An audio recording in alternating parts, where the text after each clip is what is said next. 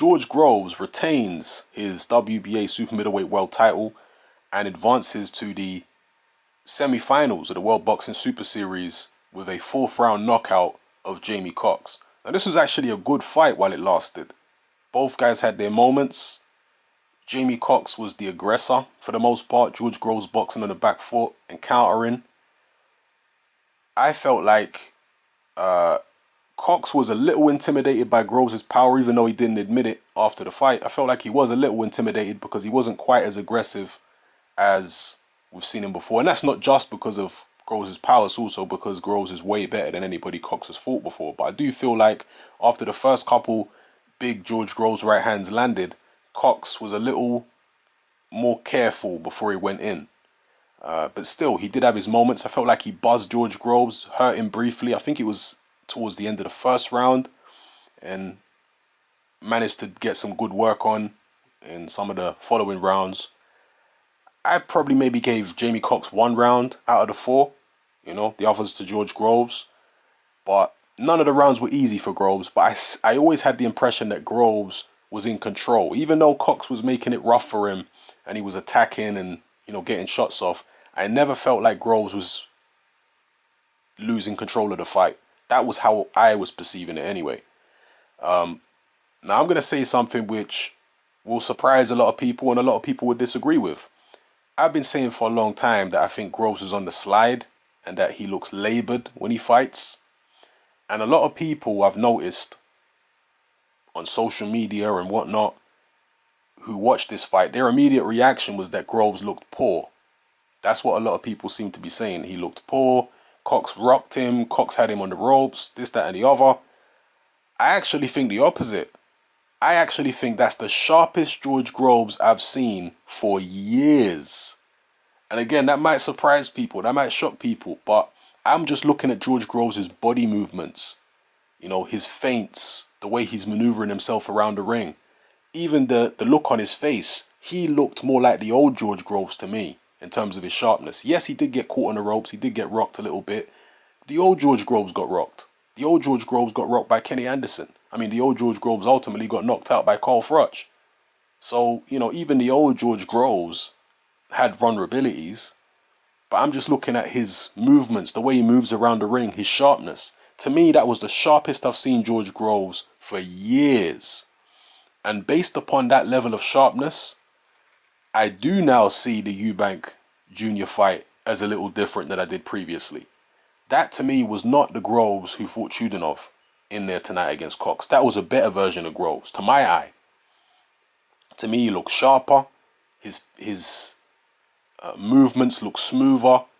It just looked like a better George Groves to me.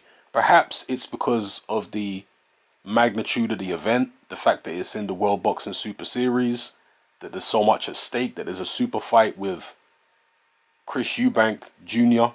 at stake, and also because this is a domestic clash. I want to shout out to Tommy. He knows who he is. Shout out to Tommy. He came up with a theory the other day that George Groves actually tends to perform better when he fights British fighters, because, I don't know, maybe the rivalry and the fact that it's an all-British affair gets him up for it more mentally. There might be some truth to that theory. And if that is indeed the case, then we might see a very, very good version of George Groves face Chris Eubank Jr. in January or February. In which case, as I say, I'm going to have to reassess the way I see this fight. You know, as I said previously, at the moment, if we're taking the Groves who fought Chudanov and whatnot and putting him in with Eubank, I would pick Eubank to beat Groves. But this version of Groves, to me, looked way sharper than the Chudanov version. So I'm not so sure who I'm going to pick in the fight now, to be honest with you. Yeah, I'm not so sure. Groves seems like he's got a lot of sharpness back there. Now, don't get it twisted. There were moments, obviously, when Cox got him on the ropes and Groves was looking defensively vulnerable. And people are going to think, well, if Eubank Jr. gets him on the ropes like that, it's going to be curtains. Because Eubank Jr.'s a lot more dynamic. He's bigger than Cox, etc. He's going to be landing uppercuts and hooks, and he's going to do a lot more damage than Cox did. And that's understood. I accept that. But at the same time, in the middle of the ring, Groves looked very sharp in this fight. He wasn't throwing a ton of punches, which is like the old Groves. The old Groves was fairly low volume. And that's what we saw in this fight. A low volume Groves who was concentrating on landing hard power shots. You know, hard, fast power shots. So, yeah, I actually was quite impressed by Groves tonight, to be honest with you. Not the fact that he got the win. You know, he landed a nice body shot and took Cox out with a right hand to the body. Cool, he got the win. Cox to me was an unknown quantity coming into the fight. So it's not so much about the result. It's about the way Groves looked, his sharpness, his movement, and all that kind of stuff. That's what impressed me. So, yeah, he advances to the semi-finals of the World Boxing Super Series. And to me, he looked revitalized. So, let me know what you felt about Groves' performance. Again, some of you are going to be surprised. Some of you are going to say, oh, no, he actually looked terrible. All I can do, people, is I say what I see. If I saw the same Groves who fought Chudinov in there, then I would be saying the same thing. Oh, well, yeah, he won. He beat Cox, but he looked laboured like he did against Chudinov. No, that's not what I saw. I can only tell you what I've seen with my eyes. And to my eyes, he looks sharper than I've seen him for years. You know, people who are going to criticize him for being up against the ropes against Cox, that's fine, yeah. He was in a vulnerable position. He did get buzzed. But so did the old Groves. You know? The old Groves found himself in vulnerable positions. So, and it depends on what you expected from the fight. See, me, I didn't really have any expectations going into this fight because I didn't know enough about Cox. I hadn't seen Cox in with top-level opposition. So that's why I didn't make a prediction, because why am I going to make a prediction on a guy I know virtually nothing about? Whereas a lot of other people were expecting Groves to go in there, hardly take any punches, you know, not be under any pressure and just blast Cox out.